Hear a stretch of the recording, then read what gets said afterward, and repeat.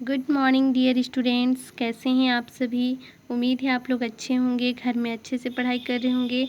Class 8 science subject में आज हम 6 चैप्टर स्टार्ट करेंगे, कार्बन। बच्चों, हम चैप्टर 6 कार्बन में हम कार्बन के बारे में पढ़ेंगे। कार्बन क्या होता है, किसे हम कार्बन कहते हैं। 6.1 कार्बन।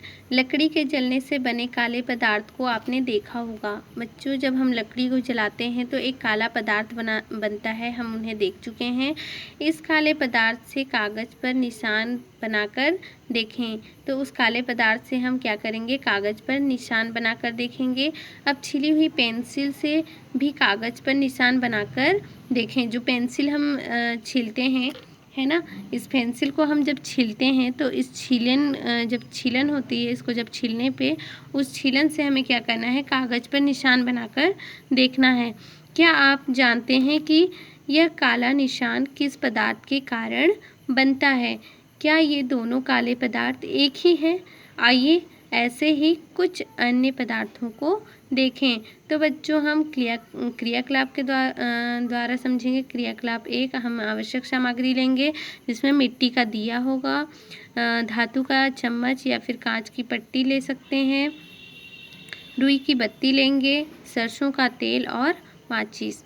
एक दिए में सरसों का तेल लीजिए, इसमें एक बत्ती डालकर उसे तेल सोखने दीजिए, है ना। हम यहाँ पर डायग्राम के थ्रू समझ सकते हैं बच्चों। चित्र 6.1 में कागज़ का बनना, काजल का बनना। तो काजल कैसे बनता है, तो यहाँ पर हम एक मिट्टी का दिया लिए हैं, है ना, और हम यहाँ पर एक धातु का चम्मच ले सकते हैं या फिर उसकी जगह पर हम कांच की पट्टी ले सकते हैं। तो यहाँ पर हम कांच की पट्टी लिए हैं और एक रुई लिए हैं जिसमें हम क्या डाल दिए हैं, सरसों का तेल।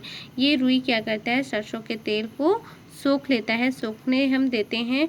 तो अब बत्ती को हम जलाएं, है ना। अब बत्ती को जलाएं तो हम अब इस बत्ती को जला लेते हैं तथा निकलने वाले धुएं को कांच की पट्टी पर एकत्रित करते हैं। तो जो इससे धुआं निकलता है, हम उन्हें इन कांच की पट्टियों पर एकत्रित कर लेते हैं, इकट्ठा कर लेते हैं। अब चित्र 6.1, सतह पर एकत्रित पदार्थों को ध्यान से देखिए तथा निम्न प्रश्नों के उत्तर अपनी कॉपी में लिखिए। फर्स्ट है हमारा, कांच की पट्टी पर किस रंग के पदार्थ की परत जमी है। तो बच्चों, हम देखते हैं कि जो कांच की पट्टी होती है उन पे काले रंग की पदार्थ परत जमी हुई हमें दिखाई दे रही है। इस पदार्थ को आप किस नाम से जानते हैं? तो हम इस पदार्थ को किस नाम से जानते हैं बच्चों? कार्बन के नाम से जानते हैं, है ना। अब हम क्रियाकलाप 2 देखेंगे बच्चों। आवश्यक सामग्री में हम पेंसिल की छीलन लेंगे, गर्म करने का साधन लेंगे, माचिस लेंगे, कड़े कांच की परखनली तथा कार्क लेंगे, है ना। अब आप लोग यहाँ पर स्टैंड देख सकते हैं। जो ये परखनली को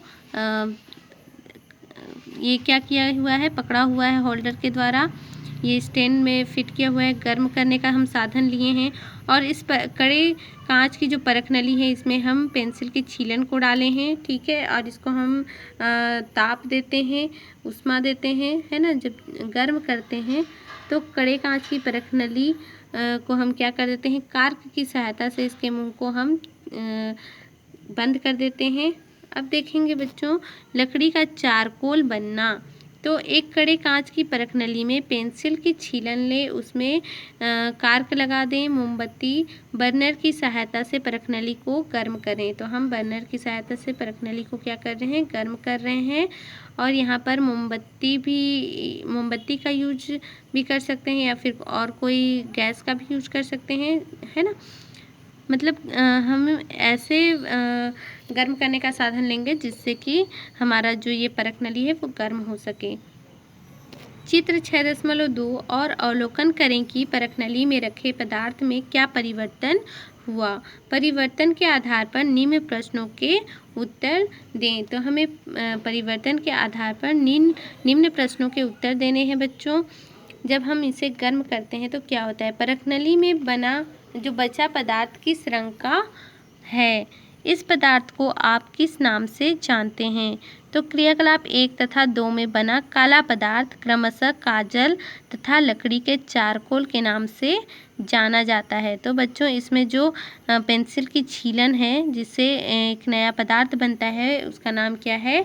लकड़ी का चारकोल बनना, है ना। हम चारकोल के नाम से जानते हैं। चारकोल अन्य पदार्थों से भी प्राप्त किया जाता है। शर्करा से बना चारकोल शर्करा चारकोल तथा हड्डियों से बना चारकोल हड्डी चारकोल कहलाता है। जो शर्करा से बना चारकोल है बच्चों उसे शर्करा चारकोल बोलते हैं तथा हड्डियों से जो बना चारकोल होता है उन्हें हम हड्डी चारकोल कहते हैं। चारकोल ग्रेफाइट काजल सभी कार्बन के बने होते हैं, है ना। चारकोल ग्रेफाइट काजल ये सभी किससे बने होते हैं? कार्बन के बने होते हैं। इनके अलावा कोयला और हीरा भी क्या है? कार्बन है। आइए हम इनके गुणों की तुलना करें। तो बच्चों आप लोग कार्बन के बारे में इस चैप्टर में हम कार्बन के बारे में पढ़ रहे हैं। तो कार्बन क्या होता है हमें जानना है। जो चारकोल होता है ग्रेफाइट होता है काजल होता है ये सभी क्या होते हैं? कार्बन के बने होते हैं, है ना। इनके अलावा जो कोयला और हीरा है आप सभी जानते हैं कोयला के बारे में हीरा के बारे में, है ना। ये क्या है? कोयला और कार्बन ये भी कोयला और हीरा क्या है? कार्बन है। आइए हम इन गुणों की तुलना करें। सारणी 6.1 में हम देखेंगे बच्चों यहाँ पर कार्बन के रूप हैं जो कि हीरा है ग्रेफाइट है कोयला काजल लकड़ी का चारकोल ये सभी क्या है? कार्बन है ना। बाहरी रूप हम देखेंगे तो हीरा जो है रंगहीन पारदर्शक क्रिस्टल जो प्रकाश में चमकता है। यदि हम प्रकाश में रख दें बच्चों तो ये क्रिस्टल जो हीरा का क्रिस्टल होता है ये चमकता है और ये इनका कलर क्या होता है? रंगहीन होता है। कोई भी कलर का नहीं होता है। ये पारदर्शक होते हैं, है ना। जिनके आर पार देखा जा सकता है ये पारदर्शक होते हैं। और इनके हम देखेंगे कठोरता तो ये बहुत कठोरतम होते हैं मतलब कठोर होते हैं। विद्युत चालकता देखेंगे तो इनमें विद्युत चालक नहीं होता है ये कुचालक होते हैं। ऊष्मा चालकता तो बहुत अधिक चालक, है ना। ऊष्मा चालक यदि हम देखें तो बहुत अधिक ऊष्मा का चालक होता है। ये गर्म हो जाते हैं, है ना। ऊष्मा ये ऊष्मा के कारण क्या होते हैं? ऊष्मा इसमें चालक होता है बहुत अधिक। अब हम देखेंगे ग्रेफाइट तो बाहरी रूप इसका देखेंगे तो चमकदार होता है काला होता है और ठोस होता है, ठीक है। कठोरता देखेंगे तो मृदु मतलब आप लोग जानते हैं बच्चों कोमल, है ना। चिकना होता है फिसलदार होता है, ठीक है। फिसलदार होता है। मान लो जो हमारा पेंसिल होता है ये आप लोग पेंसिल देखते हैं, है ना। ये पेंसिल वाला ये वाला पार्ट्स क्या होता है? ये ग्रेफाइट होता है, ठीक है। इसे ही हम ग्रेफाइट कहते हैं। और ये कोमल होता है चिकना भी होता है और फिसलदार होता है, ठीक है। विद्युत का ये क्या होते हैं? सुचालक होते हैं सामान्य सुचालक होते हैं, ठीक है। और ऊष्मा चालक हम देखेंगे तो सामान्य चालक होते हैं, ठीक है। हम अब कोयला के बारे में पढ़ेंगे। कोयला के रूप के बारे में तो इनका बाहरी रूप क्या होता है? काला होता है परतदार होता है। और कठोरता देखेंगे तो ये मुलायम होते हैं और विद्युत के ये कुचालक होते हैं और ऊष्मा के भी ये कुचालक होते हैं, है ना। ऊष्मा इसमें चालक नहीं होता। काजल के बाहरी रूप देखेंगे तो हम ये देखते हैं कि काजल काला रंग का होता है ना। जैसे कोयला भी काला रंग का होता है उसी प्रकार काजल भी काला रंग का होता है और ये पाउडर के रूप में भी होता है, ठीक है। और इसकी कठोरता देखेंगे तो ये बहुत मुलायम होता है और विद्युत के ये कुचालक होते हैं ऊष्मा के भी ये कुचालक होते हैं। लकड़ी की चारकोल देखेंगे तो लकड़ी का चारकोल कैसा होता है? काला होता है। कठोरता देखेंगे तो ये भी मुलायम होते हैं। विद्युत के ये भी कुचालक होते हैं और ऊष्मा के भी ये कुचालक होते हैं। तो कार्बन के विभिन्न रूपों के भौतिक गुण भिन्न भिन्न होते हैं, ठीक है। कार्बन के हम ये विभिन्न रूप देखते हैं बच्चों। जो ये विभिन्न रूप क्या होते हैं? भौतिक गुण इनके अलग अलग होते हैं भिन्न भिन्न होते हैं। यदि इन्हें पर्याप्त हवा में जलाया जाए तो सभी कार्बन डाइऑक्साइड बनाते हैं।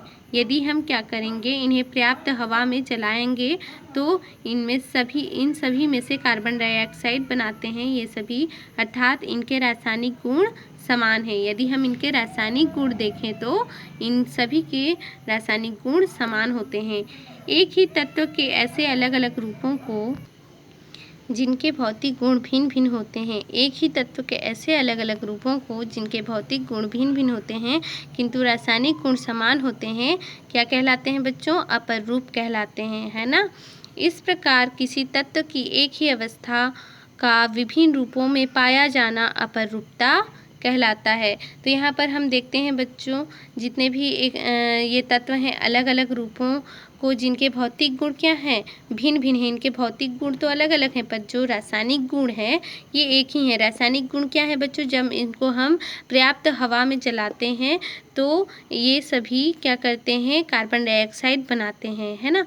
तो ये इनके रासायनिक गुण हुए जो कि सभी समान हैं, पर इनके भौतिक गुण क्या हैं? अलग अलग हैं, ठीक है। इनके भौतिक गुणों को हम देखते हैं तो कोई कठोर है, कोई मुलायम है, कोई चमकदार है, कोई रंगहीन है, कोई काले रंग का है ना। इनकी विद्युत चालकता, तो इनकी ये सब भौतिक गुण हैं जो अलग अलग हैं पर इनके रासायनिक गुण एक हैं। और जिनके भौतिक गुण अलग अलग होते हैं पर रासायनिक गुण समान होते हैं उन्हें हम क्या कहते हैं? अपरूप कहते हैं। तो इस प्रकार किसी तत्व की एक ऐसी ही अवस्था का विभिन्न रूपों में पाया जाना ही क्या कहलाता है? अपरूप कहलाता है। हम देखेंगे बच्चों, कार्बन अकेला ऐसा तत्व नहीं है, ठीक है। कार्बन अकेला ऐसा तत्व नहीं है जो अपरूपता दर्शाता है। फास्फोरस, सल्फर, टीन सभी ठोस अवस्था में अपरूपता दर्शाते हैं, है ना बच्चों। ये जो फास्फोरस है, सल्फर है, टीन है, ये सभी ठोस अवस्था, जब ये ठोस अवस्था में होते हैं तो ये सभी अपरूपता को दर्शाते हैं, है ना। फुलरिन के बारे में हम देखेंगे यहाँ पर। सन 1985 में रसायनज्ञों ने ग्रेफाइट को अत्यधिक उच्च ताप तक गर्म करके कार्बन का नया अपरूप बनाया। इसका अणु गोलीय होता है। तो बच्चों सन 1985 में जो रसायनज्ञ हैं ये क्या किए? ग्रेफाइट को बहुत अत्यधिक उच्च ताप पर क्या कर दिए? इनको गर्म किए, है ना। जब इनको गर्म किए तो कार्बन का एक नया अपरूप बनाया। इसका जो अणु गोलीय होता है जिसमें 60 कार्बन परमाणु एक दूसरे से जुड़े होते हैं। आप लोग यहाँ पर डायग्राम के थ्रू देख सकते हैं। 6.3 फुलरिन, है ना। तो कितने कार्बन परमाणु होते हैं? 60 कार्बन परमाणु होते हैं जो एक दूसरे से क्या होते हैं? जुड़े होते हैं। अमेरिकी वास्तुकार बकमिंस्टर फुलर के नाम पर इस परिपूर्ण गोलीय अणु को फुलरिन नाम दिया गया, ठीक है। अमेरिकी वास्तुकार ने क्या किया? बकमिंस्टर फुलर के नाम पर, ठीक है, इसके बकमिंस्टर फुलर के नाम पर इस परिपूर्ण गोलीय अणु को क्या नाम दिया गया? फुलरिन नाम दिया गया। प्रकृति में उल्का द्वारा बनाए गए गड्ढों में तथा प्राचीन चट्टानों में भी फुलरिनों की उपस्थिति पाई गई है। तो यदि फुलरिन की उपस्थिति कहाँ पर पाई गई है तो बच्चों आप लोग बता सकते हैं कि प्रकृति में उल्का द्वारा बने गड्ढे होते हैं जो, तथा प्राचीन चट्टानों में भी फुलरिन की उपस्थिति पाई गई है। अब तक कार्बन 70, कार्बन 90 तथा कार्बन 120 कार्बन परमाणुओं वाली फुलरिनों की भी खोज हो चुकी है। भविष्य में फुलरिन एवं उनके यौगिक अतिचालक, अर्धचालक, स्नेहक, उत्प्रेरक, विद्युत तार के निर्माण में सहायक होंगे। कार्बन 60 आधारित यौगिक एड्स की रोकथाम में सहायक हो सकते हैं। जो कार्बन 60 होते हैं जिनके परमाणु संख्या कितनी है? 60 हैं। ये आधारित यौगिक एड्स की रोकथाम में, एड्स जैसे जो बीमारी होते हैं बच्चों, इनकी रोकथाम में ये क्या होंगे? सहायक हो सकते हैं। चित्र 6.3 में आप लोग देख सकते हैं किस प्रकार से इनकी जो 60 परमाणुएँ हैं ये किस प्रकार से एक दूसरे से जुड़े हुए होते हैं, है ना। और इनकी जो जो ये किनमें सहायक हो सकते हैं, तो ये एड्स की रोकथाम के लिए सहायक हो सकते हैं। अब हम देखेंगे कार्बन के अपरूपों के उपयोग। 6.2 सारणी 6.1 में दर्शाए गए पदार्थों की हमारे दैनिक जीवन में महत्वपूर्ण भूमिका है। आइए इनका हम कहाँ कहाँ उपयोग करते हैं जाने। तो हम सारणी 6.2 में हमने देखा 6.2.1 हीरा। हम हीरा के बारे में जानेंगे। हीरा चमक के कारण बहुमूल्य रत्न है। क्या है? रत्न है चमक के कारण। ठीक है, इसका उपयोग आभूषणों में होता है, आभूषण बनाने में होता है बच्चों हीरो का उपयोग। हीरे को इस प्रकार तराशा जाता है कि एक बार उसमें प्रवेश करने वाली प्रत्येक प्रकाश की किरण का बाहर निकलने से पूर्व कई बार पूर्ण आंतरिक परावर्तन होता है ना। आप लोग जानते हैं आंतरिक परावर्तन, है ना, जो उन पे प्रकाश पड़ता है उनका पूर्ण आंतरिक परावर्तन होता है। इस कारण उसकी सतह क्या होती है? चमकीली दिखाई देती है। सेकंड है हमारा हीरा सबसे कठोर पदार्थ है, इसलिए इसका उपयोग कांच काटने एवं कठोर पत्थरों में छेद करने वाले औजारों को बनाने में किया जाता है। तो बच्चों इसका जो हीरा होता है उसका उपयोग और कहाँ होता है? जो कांच काटा जाता है हीरो के द्वारा काटा जाता है। कठोर जो पत्थर होते हैं उनमें छेद करने के लिए भी हीरा का उपयोग करते हैं। औजार बनाने में हीरा का उपयोग करते हैं। ठीक है, अब हम थर्ड देखेंगे शल्य चिकित्सा के उपकरणों, चाकू इत्यादि में भी हीरे का उपयोग किया जाता है ना। शल्य चिकित्सा हॉस्पिटल में जो डॉक्टर्स हैं, है ना, ये सभी उपकरण के रूप में चाकू, जैसे कि चाकू इत्यादि में भी हीरे का उपयोग किया जाता है। 6.2.2 अब ग्रेफाइट के बारे में हम पढ़ेंगे बच्चों, जो कि आप लोग जानते हैं पेंसिल में ग्रेफाइट पाया जाता है, जिससे हम आसानी से लिख सकते हैं, है ना। जो आप लोग देख सकते हैं ये वाला जो पार्ट से हमारा ग्रेफाइट होता है। ठीक है, अब पेंसिल के लेड बनाने में, ठीक है, और थर्ड हम ग्रेफाइट का यूज क्या करते हैं, किसमें करते हैं? चूँकि ग्रेफाइट का गलनांक उच्च होता है, अतः उच्च ताप सह क्रूसिबल छोटा पात्र बनाने में इसका उपयोग किया जाता है। ठीक है, थर्ड हम देखेंगे विद्युत सुचालक होने के कारण, ये विद्युत सुचालक होते हैं जो ग्रेफाइट होते हैं, तो विद्युत सुचालक होने के कारण इलेक्ट्रोड के रूप में शुष्क सेलों में इसका प्रयोग किया जाता है। ठीक है, ड्राई सेल आते हैं बच्चों, शुष्क सेल जिसे हम कहते हैं, तो इन सेलों में ये जो ग्रेफाइट हैं विद्युत के सुचालक होने के कारण इलेक्ट्रोड के रूप में शुष्क सेलों में इसका प्रयोग किया जाता है। किसका प्रयोग?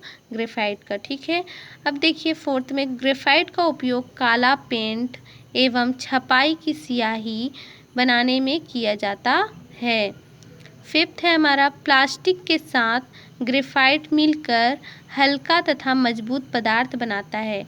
जब ग्रेफाइट को प्लास्टिक के साथ मिला दिया जाता है बच्चों, तो ये हल्का तथा मजबूत पदार्थ बनाता है, जो कि वो पदार्थ हल्का भी होता है, बहुत अधिक मजबूत भी होता है, जिसका उपयोग मछली पकड़ने की बंसी, साइकिलों की फ्रेम, अंतरिक्ष यानों के पुर्जे, डिश, एंटीना तथा टेनिस रैकेट बनाने में किया जाता है। तो यहाँ पर आप लोग देख सकते हैं ग्रेफाइट का यूज़, ग्रेफाइट का उपयोग कहाँ कहाँ हो रहा है। जब प्लास्टिक से ग्रेफाइट को मिला दिया जाता है तो ये हल्का और मजबूत पदार्थ बनता है, जिसका उपयोग हम मछली पकड़ने की बंसी, साइकिलों के फ्रेम के लिए, अंतरिक्ष यानों के पुर्जे के लिए, डिश, एंटीना तथा टेनिस रैकेट बनाने में इसका उपयोग किया जाता है। यहाँ पर कुछ टिप्स दिए हुए हैं, है ना, देखेंगे हम। पेंसिल लेड बनाने के लिए ग्रेफाइट के महीन चूर्ण को बारीक मिट्टी तथा मोम के साथ मिलाकर पेस्ट बनाया जाता है ना। जो पेंसिल का लेड बनता है बच्चों, तो पेंसिल का लेड बनाने में क्या किया जाता है, ग्रेफाइट के महीन चूर्ण होते हैं उनको बारीक मिट्टी तथा मोम के साथ, मोमबत्ती जो आता है ना, उसी मोम के साथ क्या किया जाता है, मिलाकर पेस्ट बनाया जाता है। इस पेस्ट की पतली छड़ें बनाकर उन्हें सुखाया जाता है। ये सूखी छड़ें पेंसिल लेड कहलाती हैं। आप लोग देख सकते हैं यहाँ पर यही सूखी छड़ है ना, यही लेड है हमारा, जिसको हम लिख सकते हैं, यही पेंसिल लेड है हमारा। अब हम देखेंगे 6.2.3 काजल, है ना। पहला है, फर्स्ट में स्याही और काला रंग बनाने में काजल का उपयोग करते हैं। स्याही और काला रंग बनाने में हम काजल का उपयोग करते हैं। सेकेंड है टायर तथा प्लास्टिक में पूरक के रूप में, है ना। टायर और प्लास्टिक में हम पूरक के रूप में उपयोग करते हैं काजल का। अब सेकेंड हम देखेंगे 6.2.4 कोयला। कोयला का यूज़, ईंधन के रूप में हम कोयला का यूज़ करते हैं। कुछ धातुओं जैसे लोहे के निष्कर्षण में भी करते हैं। 6.2.5 लकड़ी का चारकोल, इसका उपयोग हम कहाँ कहाँ करते हैं, तो देख सकते हैं सबसे फर्स्ट में है छिद्रित होने के कारण इसका उपयोग गंध के अवशोषण के लिए किया जाता है ना। छिद्रित मतलब जो लकड़ी के चारकोल होते हैं उनमें बहुत सारे छिद्र पाए जाते हैं, तो छिद्रित होने के कारण इसका उपयोग हम गंध के अवशोषण के लिए किया जाता है। और सेकेंड है शक्कर को रंगहीन बनाने में तथा तेल तथा वसा से रंगीन अशुद्धियों को हटाने में लकड़ी चारकोल का उपयोग किया जाता है। ठीक है, यहाँ पर कुछ क्वेश्चंस दिए गए हैं, इसको हम बाद में देखेंगे। अब देखते हैं हम 6.3 कार्बन की उपस्थिति। ठीक है, कार्बन की उपस्थिति को हम देखेंगे किसमें कौन कहाँ कहाँ कार्बन उपस्थित होता है, कौन कौन से धातु में, कौन कौन से। अब देखेंगे कार्बन एक ऐसा अधात्विक तत्व है ना। तो कार्बन हमारा क्या है, अधात्विक, इसे हम धातु नहीं कह सकते। कौन सा तत्व कहते हैं, अधात्विक तत्व। ठीक है, जो प्रकृति में विभिन्न अवरूपों में तो पाया ही जाता है। इसके अतिरिक्त कार्बन सभी सजीवों यानी कि जंतुओं और वनस्पतियों तथा एक महत्वपूर्ण अवयव है। ठीक है, तो बच्चों हम यहाँ पर कह सकते हैं कि जो कार्बन होता है वो अधात्विक होता है ना। कौन कौन से मतलब कहाँ कहाँ पाया जाता है, किन चीज़ों में पाया जाता है, तो हम देखते हैं यहाँ पर जो हमारा कार्बन है ये सजीवों में पाए जाते हैं, जो जंतु होते हैं, वनस्पति यानी कि पेड़ पौधे होते हैं, है ना। जो सजीव होते हैं, जैसे हम भी क्या है, सजीव हैं, है ना। तो हम में भी कार्बन पाया जाता है, जितने भी जानवर होते हैं उनमें कार्बन पाए जाते हैं। जीव जंतु होते हैं, वनस्पतियों में कार्बन पाया जाता है। वनस्पति मतलब आप लोग समझते होंगे जितने भी हमारे पेड़ पौधे आते हैं वनस्पति के अंतर्गत, सभी में कार्बन पाए जाते हैं। दैनिक जीवन में प्रयुक्त होने वाले पदार्थों जैसे कागज, रबर, लकड़ी, टायर, पेंसिल, कपड़े, तेल, साबुन एवं ईंधन में भी कार्बन उपस्थित होता है। तो बच्चों हम जो दैनिक जीवन में प्रयुक्त करते हैं, मतलब दैनिक जीवन में प्रयुक्त होने वाले जो पदार्थ होते हैं, कागज होते हैं, कागज में भी कार्बन पाया जाता है।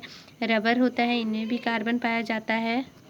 लकड़ी होता है, इनमें भी कार्बन पाया जाता है। टायर हो गया, पेंसिल हो गया, कपड़े हो गए, इनको भी इनमें भी कार्बन पाया जाता है। तेल हो गया, साबुन, है ना। ईंधन के रूप में जो भी होते हैं जैसे कोयला होता है, इन सभी में कार्बन उपस्थित होता है। कार्बन मुक्त अवस्था में हीरा, ग्रेफाइट, कोयला आदि के रूप में पाया जाता है ना। कार्बन मुक्त अवस्था में किस रूप में पाया जाता है, हीरा के रूप में, ग्रेफाइट के रूप में, कोयला आदि के रूप में पाया जाता है। संयुक्त अवस्था में कार्बन बहुत से यौगिक के रूप में पाया जाता है, जैसे फर्स्ट में है हमारा कार्बन का ऑक्सीजन और कैल्शियम के साथ युक्त यौगिक कैल्शियम कार्बोनेट होता है ना। इसमें जो कार्बन होते हैं ऑक्सीजन तथा जो कैल्शियम के साथ ये मिलकर युक्त यौगिक कैल्शियम कार्बोनेट होता है। यह प्रकृति में चूना पत्थर, खड़िया एवं संगमरमर के रूप में पाया जाता है। सेकेंड है भोजन में उपस्थित प्रमुख घटक कार्बोहाइड्रेट, वसा, प्रोटीन, विटामिन आदि कार्बन के महत्वपूर्ण यौगिक हैं, जिनसे शरीर को कार्य करने के लिए ऊर्जा प्राप्त होती है। कार्बन हाइड्रोजन से अलग अलग अनुपातों में संयुक्त होकर हाइड्रोकार्बन जैसे मीथेन, एथेन आदि बनाता है।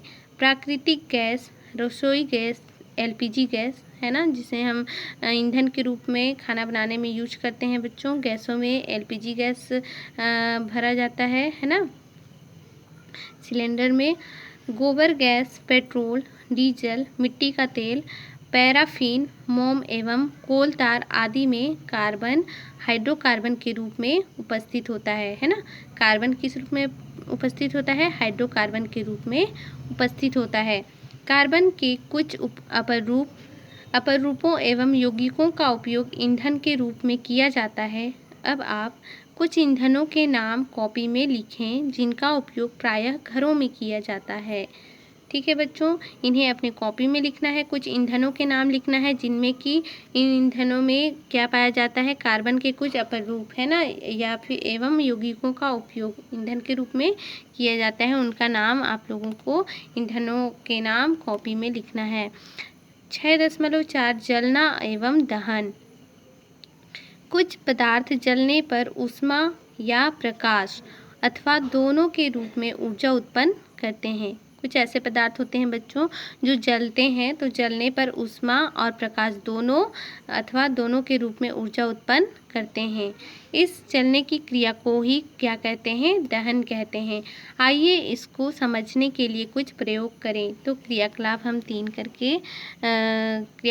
के द्वारा समझेंगे। आवश्यक सामग्री में हम मैग्नीशियम का टुकड़ा लेंगे, है ना बच्चों। मैग्नीशियम क्या है? धातु है। कोयले का टुकड़ा लेंगे, चौक लेंगे, छोटा सा पत्थर लेंगे, माचिस लेंगे, चिमटी, गर्म करने का साधन। इतना हम आवश्यक सामग्री में लेंगे। अब हम देखेंगे मैग्नीशियम के टुकड़े, कोयले के टुकड़े, चौक और पत्थर की चिमटी की सहायता से चौक और पत्थर को चिमटी की सहायता से पकड़कर अलग अलग गर्म करेंगे, है ना। ध्यान से अवलोकन करें और निम्न प्रश्नों के उत्तर दीजिए। फर्स्ट है हमारा, कौन कौन से पदार्थ जलते हैं। सेकेंड है, कौन कौन से पदार्थ नहीं जलते हैं। तो बच्चों यहाँ पर जब हम मैग्नीशियम के टुकड़े को जलाएंगे तो ये क्या होते हैं? ये जलते हैं, है ना। कोयले के टुकड़े भी जलते हैं। चौक तथा पत्थर को हम चिमटी की सहायता से पकड़ के जब गर्म करते हैं तो ये क्या है? ये नहीं जलते हैं। हम देखेंगे जो पदार्थ जलते हैं उन्हें दहनशील पदार्थ कहते हैं, जैसे कि मैग्नीशियम तथा कोयले के टुकड़े। पत्थर, कांच, सीमेंट आदि नहीं जलते, इन्हें अदहनशील पदार्थ कहते हैं। दहनशील पदार्थ वायु की ऑक्सीजन से संयोग करके ऑक्साइड बनाते हैं, जैसे कि मैग्नीशियम हो गया बच्चों ये, और जो कोयले हो गए ये क्या करते हैं? वायु यानी कि वायु की जो ऑक्सीजन है इनसे संयोग करते हैं और ऑक्साइड बनाते हैं और ऊष्मा तथा प्रकाश उत्पन्न करते हैं। जैसे कि हम यहाँ पर देख सकते हैं मैग्नीशियम, Mg हमारा मैग्नीशियम और O2 ऑक्सीजन, है ना। ये मैग्नीशियम के फॉर्मूला है, ये ऑक्सीजन के फॉर्मूला है। और जब ये दोनों आपस में मिलकर जब इनका दहन होता है तो ये संयोग करते हैं, आपस में मिलकर क्या बनाते हैं? मैग्नीशियम ऑक्साइड बनाते हैं, जो कि ऊष्मा और प्रकाश दोनों ऊष्मा तथा प्रकाश दोनों ही रूपों में ऊर्जा उत्पन्न होता है। ठीक है। अब हम देखेंगे कार्बन। हमारा कार्बन ऑक्सीजन के साथ संयोग होकर ये क्या करते हैं? कार्बन डाइऑक्साइड बनाते हैं। ये भी ऊष्मा और प्रकाश दोनों ही ऊर्जा उत्पन्न करते हैं, ऊर्जा के रूप में उत्पन्न होते हैं। अर्थात दहन ऑक्सीकरण क्रिया है। दहन क्या है? ऑक्सीकरण क्रिया है, जिसमें ऊष्मा और जो प्रकाश है ये क्या होते हैं? उत्पन्न होते हैं। इसलिए हम जो उत्पन्न होते हैं उसे हम क्या कह रहे हैं? दहन ऑक्सीकरण की क्रिया। ठीक है। इसी प्रकार हम क्रियाकलाप 4 देखेंगे बच्चों। क्रियाकलाप 4 में हम आवश्यक सामग्री में मोमबत्ती लेंगे, माचिस, चिमटी का कांच, लकड़ी के 2 गुटके, कांच की प्लेट, एक जलती मोमबत्ती को मेज के ऊपर सावधानी पूर्वक रखेंगे, है ना। हम मोमबत्ती लिए हैं बच्चों, माचिस लिए हैं जलाने के लिए मोमबत्ती को, चिमनी का कांच लिए हैं और लकड़ी के 2 गुटके लिए हैं, है ना। और कांच की प्लेट, एक जलती मोमबत्ती को मेज के ऊपर हम क्या कर देंगे? सावधानी पूर्वक रख देंगे। अब मोमबत्ती के ऊपर चिमनी के कांच को चित्र 6.4 क के अनुसार लकड़ी के 2 गुटकों पर इस प्रकार व्यवस्थित कीजिए कि चिमनी में वायु का प्रवेश होता रहे। तो यहाँ पर आप लोग देख सकते हैं 6.4 दहन के लिए वायु आवश्यक है। तो क नंबर में हम देखते हैं जो गुटके हैं उनमें हम कांच रख दिए हुए हैं। ठीक है। तो लकड़ी के 2 गुटकों पर इस प्रकार व्यवस्थित कीजिए कि चिमनी में वायु का प्रवेश होता रहे। तो इस चिमनी में वायु प्रवेश हो रहा है ना। तो अब देखेंगे हम ज्वाला को क्या होता है। ज्वाला को क्या होता है, तो जो ये ज्वाला निकलता है जब जलता है मोमबत्ती तो क्या होता है। अब चित्र 6.4 ख में देखेंगे, ये ख नंबर में हम देखेंगे जब ये ज्वाला जलता रहता है, जब इसमें वायु प्रवेश होता है तो फिर हम देखेंगे क्या होता है ज्वाला को। तो ख नंबर में दर्शाए अनुसार लकड़ी के गुटके को हटा चिमनी को मेज पर टिका दीजिए, है ना। हम क्या करेंगे, जो ख नंबर में दर्शाए अनुसार लकड़ी के जो गुटके हैं उनको हटा चिमटी को मेज पर टिका दीजिए। इन गुटकों का हम क्या करना है, हटा देना है ना। आप लोग देख सकते हैं ये जो गुटके हैं इसको हम हटा देंगे। अब चिमनी को हम क्या करेंगे, जो चिमनी है इसको मेज पर हम टिका देंगे। ठीक है, इस प्रकार से रखा हुआ है, टिका दिए हैं हम इस गुटके पर। अब पुनः ज्वाला को देखिए। अतः अंत में एक कांच की प्लेट चिमनी के ऊपर रख दीजिए। अंत में हम क्या करेंगे, चिमनी के ऊपर एक कांच की प्लेट रख देंगे, है ना। अब हम क्या करेंगे, चित्र 6.4 ग के अनुसार अब ज्वाला को पुनः देखेंगे हम। अब ज्वाला को पुनः देखेंगे तो तीनों स्थितियों में ज्वाला में क्या परिवर्तन होता है। क्या ज्वाला कंपन करती हुई बुझ जाती है। क्या यह कंपन करती ज्वाला में क्या परिवर्तन होता है। क्या ज्वाला कंपन करती हुई बुझ जाती है। तो बच्चों आप लोग देख सकते हो यहाँ पर जो ज्वाला है ये हमें दिखाई नहीं दे रही है। क्या यह कंपन करती है और धुआं देती है। क्या यह अप्रभावित जलती रहती है। क्या आप दहन की प्रक्रिया में वायु के बारे में कुछ निष्कर्ष निकाल सकते हैं। तो बच्चों हम ये जब करके देखेंगे तो हमें पता चलेगा कि हम देखते हैं कि दहन के लिए वायु की आवश्यकता है ना। दहन के लिए यानी कि इनको जलने के लिए किसकी आवश्यकता होती है, वायु की आवश्यकता होती है। अवस्था क में मोमबत्ती निर्बाध रूप से जलती है। अवस्था क में देखिए ये जो मोमबत्ती है निर्बाध रूप से जलती रहती है, इनमें कोई रुकावट नहीं होता है, ये जलती ही रहती है। अवस्था ख में ज्वाला में कंपन होता है, इसमें कंपन हो रहा है ज्वाला में और धुआं उत्पन्न होता है, इसमें से धुआं उत्पन्न हो रहा है। अवस्था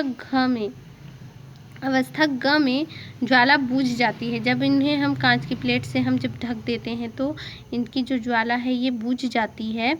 और क्या होता है, क्योंकि उसे वायु उपलब्ध नहीं होती है। यानी कि बच्चों जो जलने की दहन की क्रिया होती है उसके लिए वायु की आवश्यकता होती है। और जब हम प्लेट से ढक देते हैं इस चिमनी को तो इसमें वायु प्रवेश नहीं करती है, जिसके कारण से वो मोमबत्ती अच्छे से जल नहीं पाती है।